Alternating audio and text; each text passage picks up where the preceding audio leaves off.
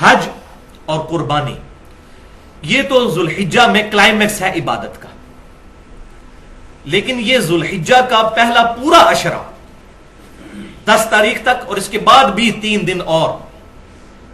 ایام تشریق 11، 12 اور 13، یہ سارے کے سارے دن اللہ کے حضور بڑی فضیلت والے دن ہیں۔ چنانچہ صحیح بخاری میں حدیث ہے کہ آپ صلی اللہ علیہ وسلم نے فرمایا کہ باقی دنوں کی نسبت ان ذوالحجہ کے 10 دنوں میں کی گئی عبادت، اس کی فضیلت کو کوئی نہیں پہنچ سکتا۔ صحابہ اکرام علیہم رضوان نے عرض کیا کہ جہاد بھی نہیں، جو اسلام کا ایپیکس اور سمم بونم ہائیسٹ گڈ ہے، ایمینول کانٹ کی فلسفی میں ہائیسٹ گڈ کو کہتے ہیں سمم بونم۔ تو صحابہ نے پوچھا جہاد کرنے سے بھی افضل ہے اس میں نیک عبادت اور نیکی کے کام کرنا؟ تو آپ صلی اللہ علیہ وسلم نے فرمایا کہ ہاں جہاد سے بھی افضل ہے، مگر یہ کہ کوئی شخص مال اور اپنی جان لے کر اللہ کی راہ میں نکلے اور نہ مال واپس آئے نہ اس کی جان واپس آئے، یعنی وہ شہید کر دیا جائے، تو ایسا شخص ان 10 دنوں میں عبادت کرنے والے سے آگے نکل سکتا ہے، ورنہ خالی جہاد میں شریک ہونے والا بھی اس سے عبادت میں آگے نہیں نکل سکتا۔ الحمدللہ یہ حدیث انٹرنیشنل نمبرنگ کے مطابق صحیح بخاری میں 969 نمبر ہے، اور اس پر امام بخاری رحمۃ اللہ علیہ نے باب باندھا ہے جس میں تعلیقاً کچھ روایتیں لے کر آئے ہیں، اور ان کی سند بھی مصنف ابن ابی شیبہ میں اور باقی کتابوں میں صحیح موجود ہے کہ ابن عمر رضی اللہ تعالیٰ عنہما اور سیدنا ابو ہریرہ رضی اللہ تعالیٰ عنہ ذوالحجہ کے ان 10 دنوں میں بازار کے اندر بھی تکبیرات پڑھا کرتے تھے، اللہ اکبر اللہ اکبر، لا الہ الا اللہ واللہ اکبر، اللہ اکبر وللہ الحمد۔ اور پھر امام بخاری لے کر آئے کہ امام محمد باقر رحمت اللہ علیہ، جو سیدنا حسین رضی اللہ تعالیٰ عنہ کے پوتے ہیں، امام زین العابدین کے بیٹے، وہ نوافل نماز پڑھنے کے بعد بھی یہ تکبیرات پڑھا کرتے تھے۔ فرض کے بعد تو پڑھنی ہوتی ہیں یام تشریق میں، وہ آگے آ بھی رہی ہے۔ تو یہ تکبیرات جو ہیں اللہ اکبر لا الہ الا اللہ واللہ اکبر اللہ اکبر وللہ الحمد، ان تکبیرات پر اہل سنت اور اہل تشیع کا اجماع ہے کہ یہی تکبیرات ہیں، اور اس کی تائید میں مسند امام احمد میں بھی یہی سی صحیح بخاری والی حدیث ہے کہ ان 10 دنوں میں اعمال کا ثواب جو ہے وہ جہاد سے بھی بڑھ جاتا ہے، اور 7 الفاظ ہیں کہ آپ صلی اللہ علیہ وسلم نے فرمایا کہ ان 10 دنوں میں کثرت کے ساتھ اللہ تعالی کی تحلیل، تکبیر اور تحمید بیان کرو۔ تحلیل کہتے ہیں لا الہ الا اللہ کہنے کو، تکبیر کہتے ہیں اللہ اکبر کہنے کو، اور تحمید کہتے ہیں الحمدللہ، اور یہی اس کے اندر ہے اللہ اکبر لا الہ الا اللہ واللہ اکبر اللہ اکبر وللہ الحمد، حمد بھی آ جاتی ہے الحمدللہ۔ اور یہ جو ایام تشریق ہیں 10، 11، 12 اور 13، 4 دن، ان کا اشارتاً قرآن پاک میں بھی سورۃ البقرہ کی آیت نمبر 203 میں ذکر ہے، وَاذْكُرُوا اللَّهَ فِي أَيَّامٍ مَّعْدُودَاتٍ، اور اللہ تعالیٰ کی یاد رکھو ان مخصوص دنوں میں۔ اور اسی کے کانٹیکسٹ میں امام بخاری 969 نمبر حدیث میں لے کر آئے کہ ابن عباس رضی اللہ تعالیٰ عنہ کہتے ہیں کہ ایام معدودات سے مراد ایام تشریق ہے۔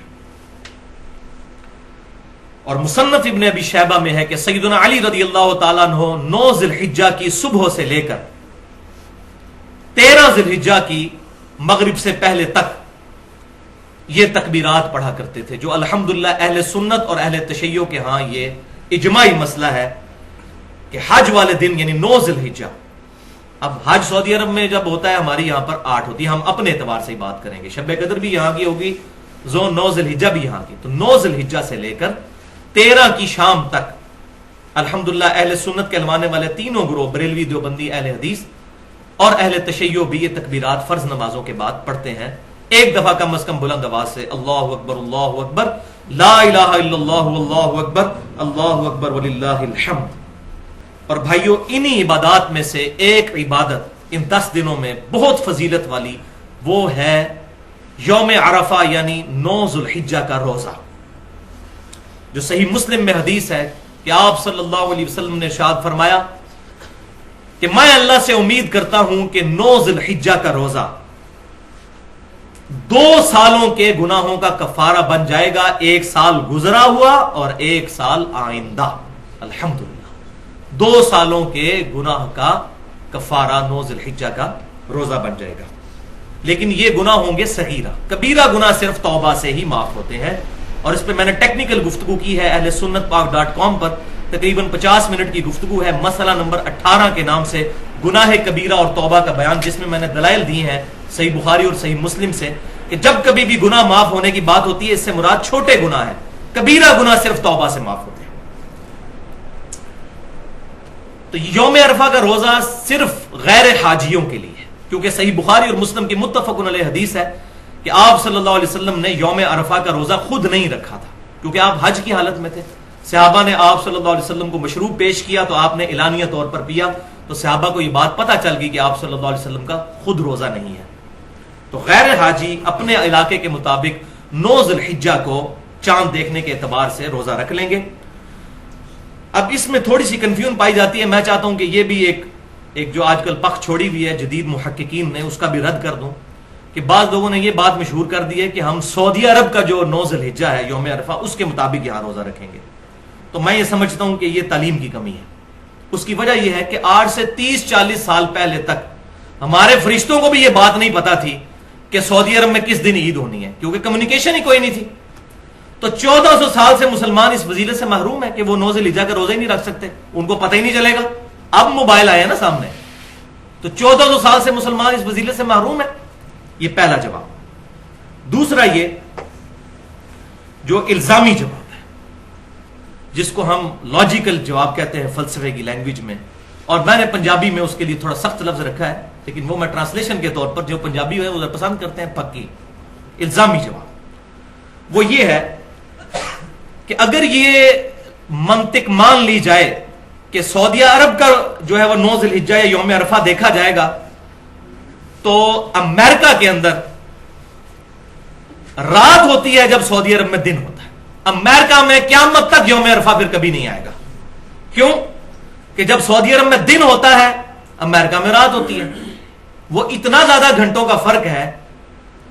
کہ کبھی بھی یوم عرفہ قیامت تک امریکہ میں نہیں آئے گا۔ اور پلین ٹروتھ میگزین میں موجود ہے، پاکستان میں جیو کو انٹرویو دیتے ہوئے 2007 میں کلنٹن نے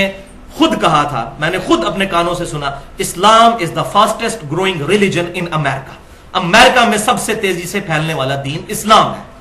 اور امریکہ آبادی کے اعتبار سے 4تھے نمبر پر ہے، 32 کروڑ کے قریب آبادی ہے، پاکستان سے بھی 1.5 گنا،